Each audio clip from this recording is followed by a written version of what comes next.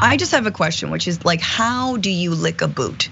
How do you truly like get your mouth around the heel of a boot, especially if there is like a pretty big heel on the boot that like makes the boot wearer have trouble like walking down ramps and standing like a human being?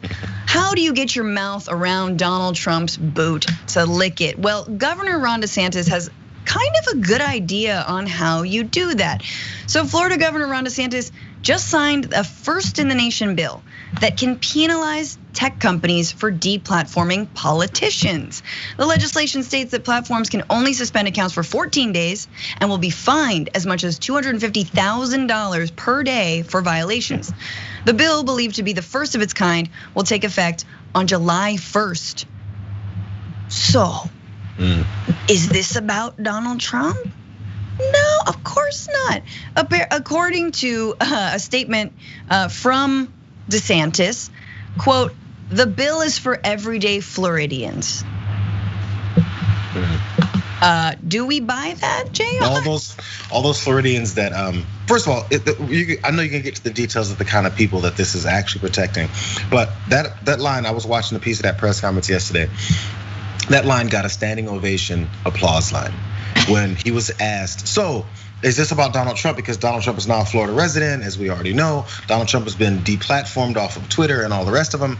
Is this about him? And his DeSantis' entourage behind him of goons were looking very upset, like, how dare you ask that question? We're gonna get you outside. And then he decided to flip it in Ron DeSantis' own twisted mind.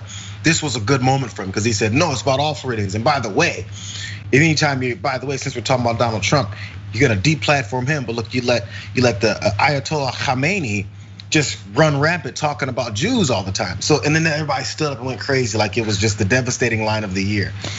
So that's what they operate with. You need to build in your own audience. You need to build it. You have your own baked in audience out there to applaud you. You need your goons behind you to make sure that those reporters that are asking normal questions are on notice that, hey, that's the kind of question we don't like around here. And that's what we've got now. Now, by the way, this whole law, which again, I know you're gonna get into, is not much basis for what you can do. And all this stuff they're claiming to be able to do, which is the reason why they didn't like that question, is because it is simply a signal to Donald Trump. Like, I got your back still, I'm still here trying to find my mouth around that boot. Yeah, no, and again, it's like please anoint me.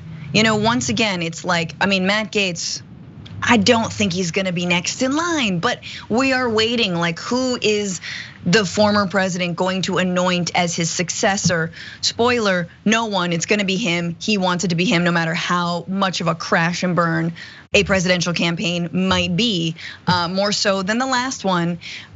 He'll still get votes, but but I think DeSantis clearly he's being groomed. I mean, in the way that he emerged, we've talked about this on the show, emerged from COVID unscathed despite lying, hiding deaths, doing all of the things that Andrew Cuomo gets reamed for, and rightfully so. DeSantis, no masks, no lockdown, let's hide the bodies, whatevs. Let's keep, hey, oh, my star is rising, amazing. I wanted to, let's see, read a little bit more about the details of this bill and the response to it. So, graphic 7, the bill is gonna be met with a myriad of challenges from the legal left. Carl Szabo, the general counsel for NetChoice, a trade group representing big tech companies, said in a statement, the First Amendment prohibits the government from compelling or controlling speech on private websites. If this law could somehow be enforced, it would allow lawful but awful user posts, including pornography, violence, and hate speech, that would make it harder for families to safely navigate online. Yeah, absolutely. And I think it's an interesting question. I feel like the right is sort of like they're getting at the same issues that folks like Bernie Sanders and Elizabeth Warren have been talking about as well, which is that these tech companies are way too big and they shouldn't have the end say on what kind of speech like is allowed to remain on the internet and what should be taken down, right? That shouldn't be left to the hands of private companies who have a profit model at the end of the day, right? Yeah. At the end of the day, it's not profitable for them to have someone who is inciting a riot, but almost like they love it until it's like too much, and now they're like, oh no, now he's got to go. But like, we really enjoyed making a lot of money from Trump while he was doing all of the inciting. So all these regular Floridians that he's saying he's looking to make sure he's protecting, how is that going to be reported?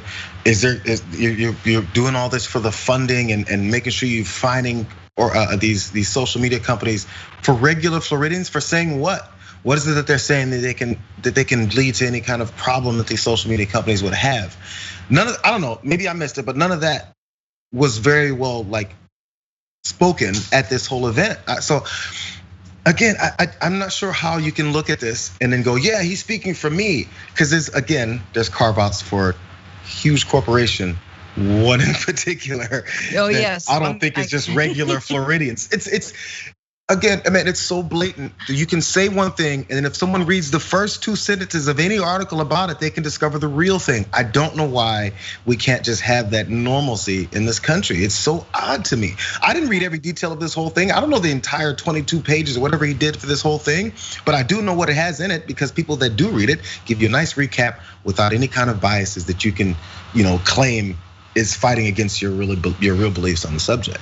Yeah, I mean, it is like, I'll admit I haven't read the whole thing either, but I am presenting an article about it. But I will say that essentially my question around like, okay, this like awful hate speech and the other things that won't get taken down. It's like, okay, so does like a Holocaust denying 8chan poster just decide to run for office? And it's like, well, I'm a politician, you can't censor me. Like, don't you feel like that's the next step? If like, that's the idea.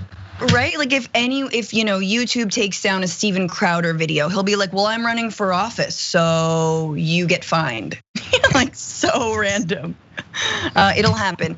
But of course, JR's setting me up to drop this, which is that there is a carve out for a particular corporation who is exempt from being, from if they get banned, from being held liable for it or being billed for it. So companies like Disney, a big contributor in Florida politics, were carved out of the measure just before the legislature approved the bill and sent it to the governor. The legislation includes a clause that exempts a company that, quote, owns and operates a theme park or entertainment complex. So that means that Disney can ban somebody. Is that what it is? Or is it that Disney can't get banned? I'm not even clear on this. Whatever they want is what it means. Yeah.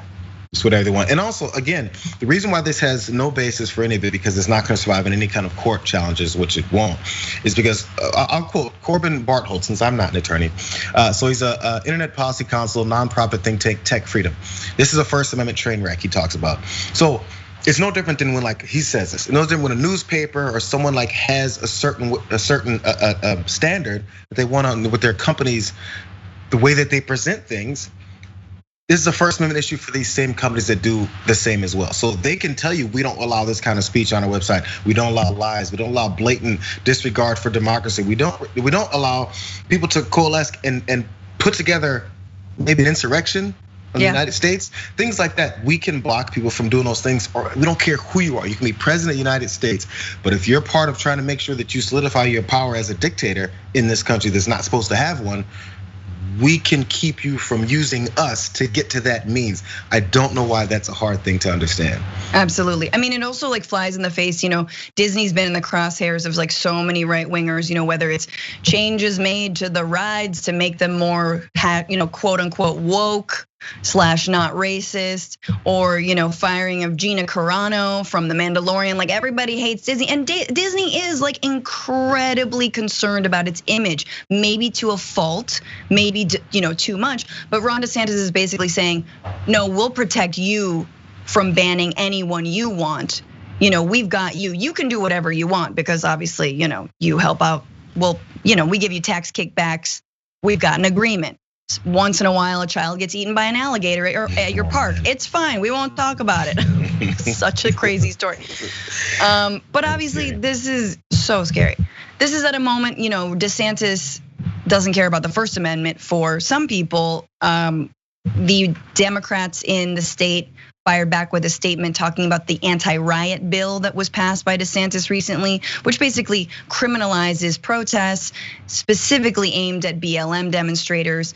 They wrote, if Republicans really cared about protecting our First Amendment rights, they would never have allowed dangerous and anti-American HB1 to pass through the Florida legislature and have been signed into law. Instead, they're talking out of both sides of their mouths, muzzling protesters' freedom of speech and right to peacefully assemble, while also stripping private businesses from determining what is and is not acceptable on their own platforms. This reaction to Donald Trump's ban from Facebook and Twitter following a dangerous disinformation campaign leading to the insurrection on January 6th is an overreach of government by the very party which claims to fight against such actions. I think it's helping him lead. This is Ron DeSantis is the leading next Trump. He is. I know there's a few people lining up, as you mentioned. Matt Gaetz has taken himself out of the running, but it's. I'm trying to think of who can even be number two, because there's a bunch of people who did their whole thing. The Rand Pauls and Lindsey Grahams of the world. I mean, you got the Kristi Noem. Kristi Noem or Noem? I don't know. Yeah, Noem. Oh yeah, I don't know her. Yeah, she's working. As long as you have a governor, you have to be at the level of at least maybe a senator, or congressman level, and governor to make sure this happens. So I'm trying to find the hierarchy here, and it looks like he's the only one kind of left. Yeah. Of the bigger names, because Lindsey Graham tried already. The people who ran for president before are kind of old news. Yeah. He's a new voice. It's helping him. Absolutely, you're totally right.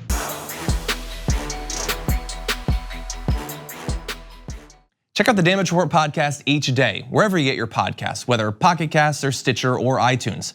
You can join me as I give you the news and stories you want, with a range of co-hosts and interview guests jumping in on the fun each day. Again, that's the Damage Report, wherever you get your podcasts. And if you get them at iTunes, don't forget to rate and review. Sometimes I'll read them live on the show.